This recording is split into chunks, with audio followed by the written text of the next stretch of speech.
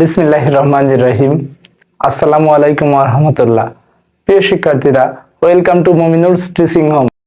প্রিয় শিক্ষার্থীরা, এ পর্যায়ে তোমাদের পাঠ্য বইয়ের রক্তকোষ সম্পর্কে বিষয়টুকু নিয়ে আলোচনা করা হবে। 3.1.2 রক্তকোষ। রক্তরসের মধ্যে ছড়ানো বিভিন্ন রকমের কোষকে রক্তকোষ বলে। তার মানে এই রক্তকোষ একরকম হয় না, বিভিন্ন রকম হয়। এগুলো রক্তরসের মধ্যে ছড়ানো ছিটানো থাকে, এলোমেলো হয়ে থাকে, সাজানো থাকে না। রক্তকোষগুলো প্রধানত 3 রকমের হয়। কয় রকমের? 3 রকমের।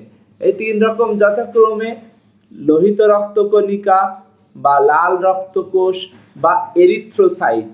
3টে নামই মনে রাখতে হবে। খ নম্বরে বলা হচ্ছে শ্বেত রক্তকণিকা, লিউকোসাইট। শ্বেত রক্তকণিকার আরেক নাম কি? লিউকোসাইট। আর গ নম্বরে বলা হয়েছে অনুচক্রিকা বা থ্রম্বোসাইট বা প্লেটলেট।